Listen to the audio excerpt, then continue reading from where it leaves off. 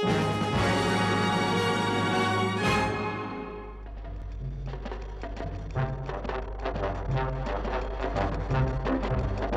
back aboard Sarnia again, and this time on to Jersey, largest of the Channel Islands and closest to France.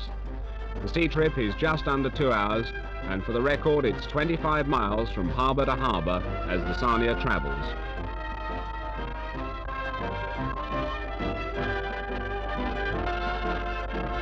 St Helier Harbour up ahead.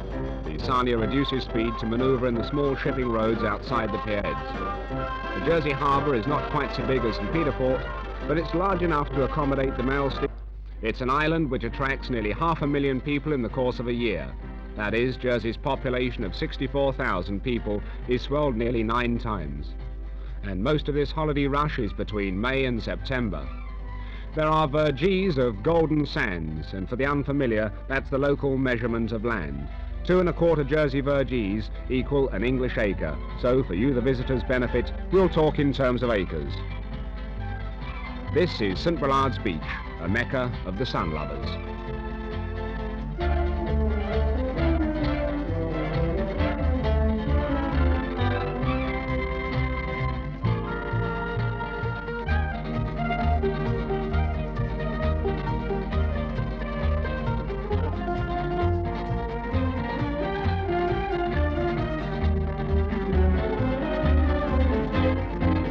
Within a few yards of this famous bathing beach, there's the parish church of St Brelade.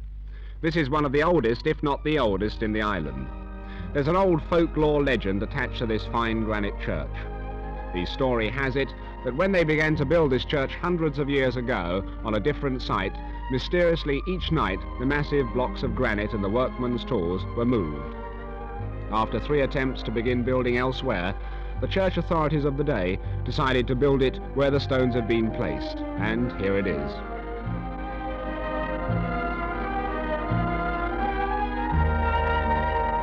In the old graveyard, you can learn something of the history of the island too. You can look back at the time when every inhabitant had a French name and spoke the French language. This still applies in the country districts today. The families pride themselves on their Norman origin, not French, mark you, but Norman, because this was once part of the Norman Empire, before William the Conqueror defeated the Anglo-Saxons at Hastings. The old Jersey families still speak their own language, a patois which is similar to French, but which is perhaps the last remaining example of the old Norman tongue.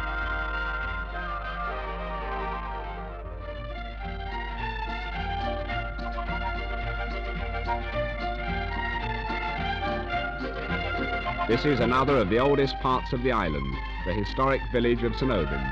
It was here and called by the same name when the famous seaman and map-maker John Speed charted the Channel Islands 400 years ago.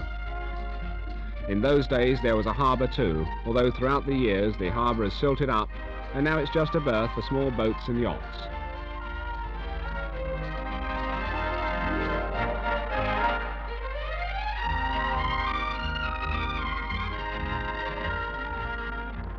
Horse riding was a thing of the past, but it was superseded with the coming of the motor car, but now it's back in vogue again. In fact, there are more horses being kept in Jersey now than for many years.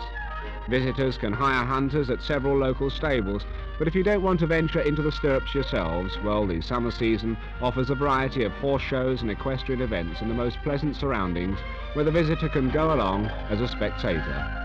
Very often these settings for the shows are in the grounds of the old parish manors, where the seigneur or lord of the manor is still the feudal master in many respects.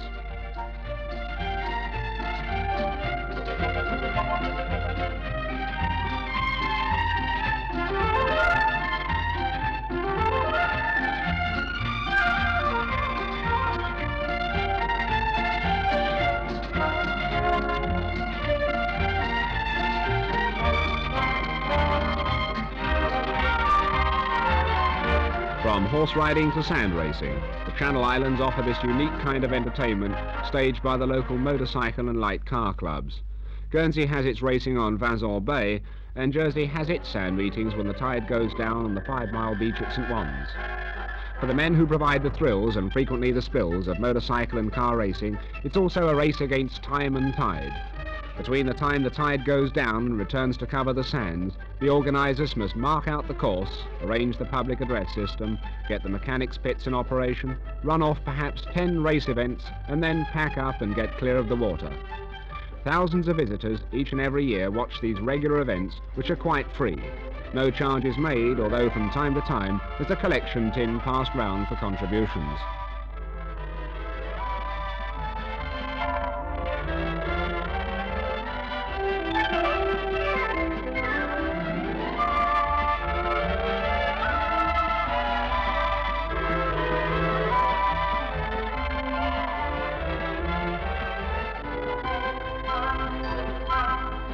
From racing on the beach to racing in the bay.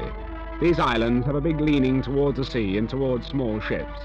The two yacht clubs who use St Aubin's Bay as their racing areas, the Royal Channel Islands from St Aubin and the St Helier Club from the other end of the bay, frequently stage regattas. And incidentally, visiting yachtsmen who sail across channel with their sloops or their power over with their cruisers automatically become members of these clubs for the duration of their stay.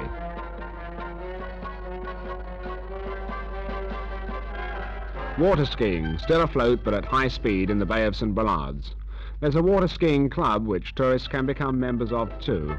Or there are several powerboat skiing units which operate off the beaches to give visitors lessons in the art of remaining upright on two polished boards from scratch if need be. Yes, in a very short while, you too can hold those reins like an expert and get in some fast wake hopping across the waters of Jersey's popular bays.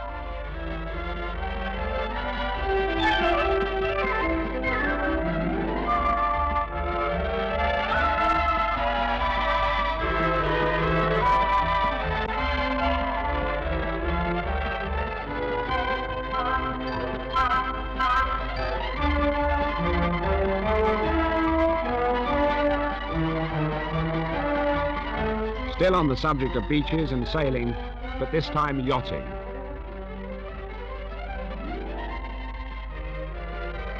Yachting on land. You've got to be up pretty early to catch these early birds out on the gently rippling sands of St Juan's Bay. Land yachting is not a big sport in these islands, but it's another aspect of the holiday atmosphere and fun which the tourist can expect to find on our shores. So don't go away, Holiday Parade is back in a moment.